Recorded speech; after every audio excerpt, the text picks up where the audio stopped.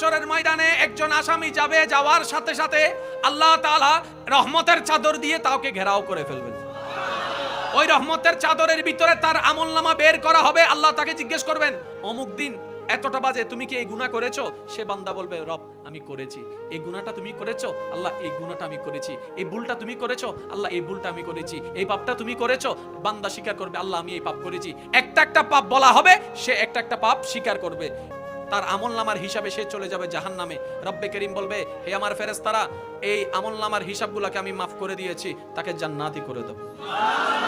এবার সে বান্দা বলবে, মওলা আমি জানি আমল দিয়ে কখনো জান্নাত পাওয়া যায় না, তোমার রহমত তোমার দয়া দিয়ে জান্নাত পাওয়া যায়। সুবহান। কিন্তু মওলা রে, মনে বড় প্রশ্ন, সবার বিচার করার সময় তুমি ওপেনলি করেছো, আমারটা কেন তুমি চাদরের ভিতর করেছো? রব্বে করিম বলবেন, সেদিন তুমি দুনিয়াতে আমার অনেক বান্দার গোপন খবর জানতা, কিন্তু প্রকাশ করো নাই, সে বেইজ্জত হবে বলে। তাকে গোপন খবর প্রকাশ করে তুমি লাঞ্ছিত করো নাই, সুতরাং তুমি আমার বান্দার ইজ্জত রক্ষা করেছো দুনিয়ায়। হাসরে আমি রব, সে বান্দার রব, তোমার ইজ্জতকে রক্ষা করে দিয়েছে। মওলা এত গুনার পরও মাফ করে দিলা কেন? বলে যে তুমি শক্তি থাকার পরও অনেককে মাফ করে দিয়েছো আমার দিকে তাকিয়ে, আমি রব আজকে তোমাকে মাফ করে দিয়েছি।